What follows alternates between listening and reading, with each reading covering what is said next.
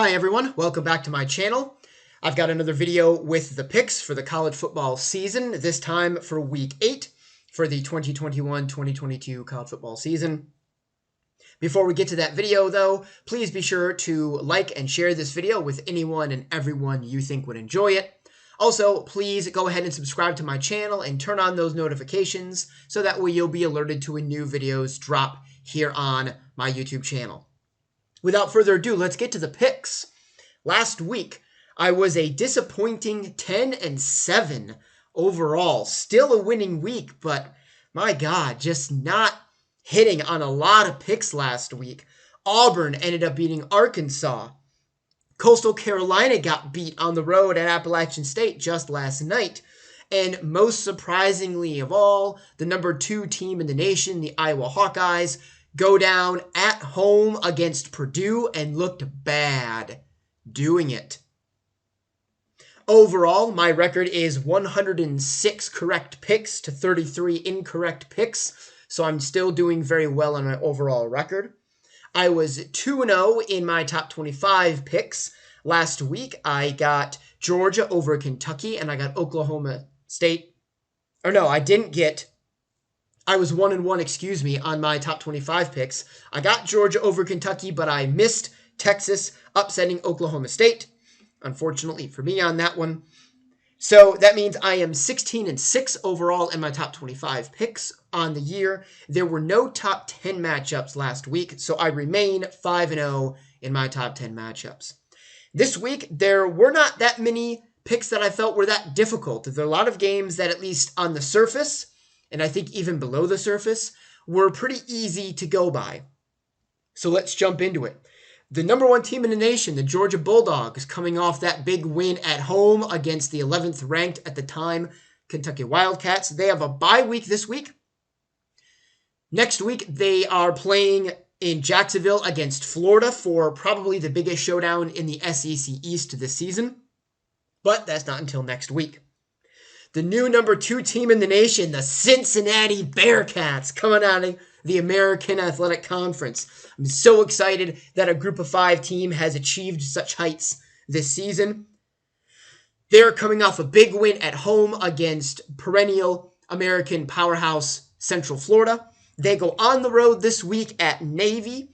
This is not the same Navy team that we've seen the last couple of seasons that has been dangerous in the American Athletic Conference. They are struggling mightily. Roll with Cincinnati on this one on Saturday. Number 3, Oklahoma, behind new starting quarterback Caleb Williams, who came in and gave them that tremendous boost against Texas and then led them to a win against TCU at home this past Saturday. They go on the road to Kansas. Kansas is no good. I don't really even understand why Kansas football is in Division I, because in the FBS, because they don't really need to be, because they are that abysmal. They won their first game this year against an FCS opponent at home, and the fans stormed the field. That's how bad things are in Kansas. So go with the Oklahoma Sooners on that one. Number 4, the Alabama Crimson Tide, coming off of an absolute taking down of Mississippi State, as I called. They are at home versus Tennessee. Tennessee is coming off that absolutely embarrassing display at home where there was a call on the field that the fans did not agree with in the game against Ole Miss. The game was therefore delayed 20 minutes because fans started throwing water bottles, mustard containers, I don't know where they got those from, but all sorts of trash and garbage onto the field, especially at the Mississippi sideline. Golf balls were hitting Ole Miss head coach Lane Kiffin. The school has been fined $250,000 for this display. Their football team is going on the road, and they're taking on Alabama, so things aren't going to get any better for them because go roll Tide in that one. So take Alabama. Number 5, Ohio State. They had a bye week last week. They are at Indiana. Despite the fact that Indiana at home put up a good fight against my Spartans last week, Indiana still isn't that good. Ohio State seems like they're really coming into their own now, at least offensively. Go with Ohio State. Number 6, Michigan, also coming off a bye week last week. They are home against Northwestern. This is not the same Northwestern team that has competed for Big Ten championships in the last couple of seasons. They are not that good. Go with the Wolverines. Big, I think, in this one. Number 7, Penn State, also coming off a bye week last week. They are home against Illinois. Illinois, I don't think, is all that good this year. Even though I don't think Penn State is all they're cracked up to be, I'm going to go with the Nittany Lions on this one. Number 8, Oklahoma State cracking the top 10 after their big win on the road against Texas last week. They are at Iowa State this week in what, before the season started, you would have thought the rankings would have been reversed. That Iowa State would have been in the top 10 team going up against an unranked Oklahoma State Cowboy team. Oh, how the wheels of fate change for college football teams. Iowa State has had a disappointing season. Oklahoma State, I think they're showing that they're for real. I don't know if they're quite top 10, maybe college football playoff real, but I think they're real enough that they're going to beat Iowa State on the road. So go with the Cowboys in this one. Number 9, Michigan State. They have a bye week this week. Number 10, Oregon. They are on the road against UCLA, who has got some votes to be in the top 25. The rankings that I use from Yahoo put a list at the end of all the teams that received some votes to get into the top 25 in order of how many votes they got. And in the actual picks, there's little numbers in parentheses that show where they would be ranked if you kept counting past the top 25. They've got UCLA at number 36 currently, so they are still getting some love for being a top 25 team. I think UCLA is still a nice to good team. They're not as good as I thought they were early on this season because they've hit some stumbling blocks against Fresno State and within their own conference, as you would expect from the Pac-12 because they tend to cannibalize each other over the last few years. I think that happens again here. Oregon barely got by last week, or I think their last game. Without CJ Verdell, their offense just is not as explosive as it needs to be. Their passing game isn't as explosive. Without the three-headed running duo of Dye, Verdell, and Brown Jr., that offense seems not vanilla, but it just doesn't have the same caliber of explosiveness as it once had earlier this season. I think UCLA plays ball control. I think their fans are up and they're ready to go to welcome in a top 10 team in conference opponent. I think they run the ball well. I think their defense does enough to slow down Oregon. I'm calling the upset on this one. I think UCLA gets one over on the Oregon Ducks. I don't think you can play with fire as much as Oregon's been playing with fire and expect that you're going to keep winning games. I think UCLA gets them in the continuing theme of the Pac-12 being, as one of the pundits on ESPN radio says, the conference of good, but not the conference of great. Number 11, Iowa, coming off that really embarrassing and disappointing performance last week where their offense could not do anything at home against Purdue. They have a bye week this week before they play at Wisconsin. I think if you're Iowa, you are steaming right now. You're still rated number 11. So you still have the Big Ten West in front of you. You still have potentially a Big Ten championship in front of you, but you were ranked second in the nation. You had a shot that if you could hang on, that you could get into the college football playoff. Those dreams, I think now, unless something miraculous happens, are done for the Iowa Hawkeyes. And now they've got an extra week to just sit and stew in how badly they played and try to retool before they go to Wisconsin. Number 12, Ole Miss coming off the win in, as I mentioned earlier, the embarrassing game at the end against Tennessee. They are home versus LSU. LSU demonstrated against Auburn a couple of weeks ago that they have problems against quarterbacks that can run. And Ole Miss's quarterback, Matt Corral, the kid can run. I think Ole Miss's offense gives LSU's defense fits, and I think Ole Miss gets the win. Go with Mississippi on this one. Number 13, Notre Dame, the Fighting Irish. They are home against USC on Saturday evening. I don't really know much about USC other than they had promise last year and they didn't live up to that promise. They fired their head coach, Clay Helton. They've got an interim coach now who won a big game in his first game, I think, against Washington State. Then they lost, I believe, the next week. So they're kind of an up and down team. Notre Dame's only got the one loss this season. That was to Cincinnati at home. I think they are more consistent. I'm going to roll with the Fighting Irish despite the fact that they're having troubles at quarterback because of poor play and injuries. I'm still going to trust the Irish to get the job done at home against a traditional rival in the USC Trojans. Number 14, Coastal Carolina. This is an odd one. Because if you recall my last pick video, I mentioned how Coastal was playing at Appalachian State on Wednesday. It's Friday when I'm filming this video, so 2 days ago they played. They lost that game, 30-27. App State kicked a field goal at the end of the game to get one over on the Chanticleers. But because these rankings came out before that game was played, Coastal Carolina is still set at number 14. Their next game is not Saturday, because that would be ridiculous, playing a college football game on Wednesday and then again on Saturday. Their next game isn't until Thursday of next week, the 28th. So I'm not going to call that game now. I'm going to see if I can get my picks done next Thursday, and I can get the Coastal Carolina game done then. After all the other games have played and a new round of rankings come out and we see where the pollsters have dropped Coastal Carolina to. I hope that they don't drop them that far. I believe in Coastal Carolina. I believe in their quarterback. I believe in their head coach. They were on the road against a tough Appy State team who was hungry because they lost the previous week. It was on a Wednesday night, which again is an odd day to play college football games. And they only lost by a field goal kicked at the very end of the game. They're 7-1 on the season. 6-1 or 7-1. I think 6-1 maybe. I think they still deserve to be ranked. But my guess is that the people, the powers that be that make these ridiculous rankings will drop them at least between 20 and 25, if not maybe right out of the top 25 completely. Which would be a shame because I think Coastal still deserves to be ranked going into next week. So that game, I'm going to lay that game by the wayside.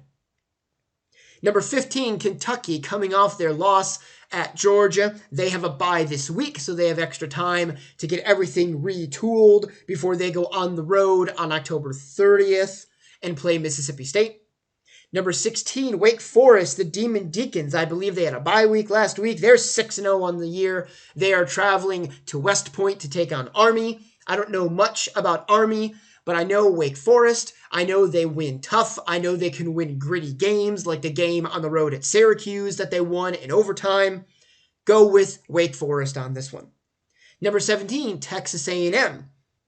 They are home against South Carolina. South Carolina ain't no good. Go with the Aggies on this one. Number 18, North Carolina State, coming off an impressive win on the road against a tough Boston College team. They are on the road at Miami and another ACC game. Miami's not that good. They're struggling on offense. De'Aaron King, their quarterback, just does not look like the De'Aaron King that he was when he was playing for Houston. Their defense gets worn down because their offense is inconsistent. I think North Carolina State's a nice team. I'm going to go with them again this week. Go with the Wolfpack. Number 19, Auburn, cracking into the top 25 once again after their upset win against Arkansas last week. They have a bye. Number 20, Baylor. They also have a bye this week. Number 21, SMU. The Mustangs played last night, so I'm not going to call that game because it's already in the books, and I don't want to get a cheap win on the picks and be dishonest. If I were to have picked that game, though, in time, I would have picked SMU, but they won pretty handily against Tulane.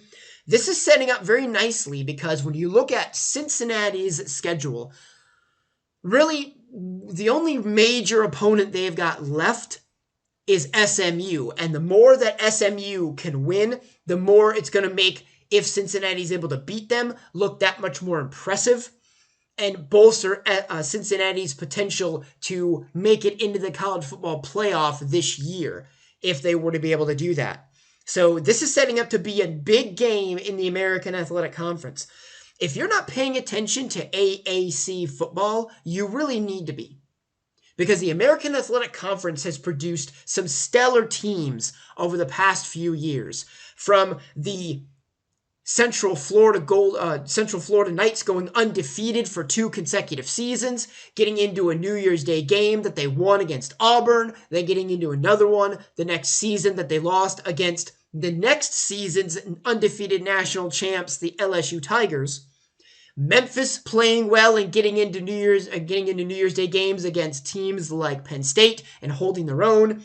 Teams like Cincinnati holding their own against Georgia in big bowl games.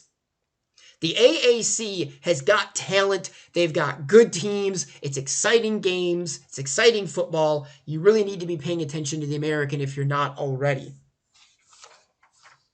Number 22, the San Diego State Aztecs, coming off a surprisingly close game against a 500 team in San Jose State last week. They are on the road against Air Force. Air Force has gotten some votes to get into the top 25. I haven't seen Air Force play. I don't know anything about them.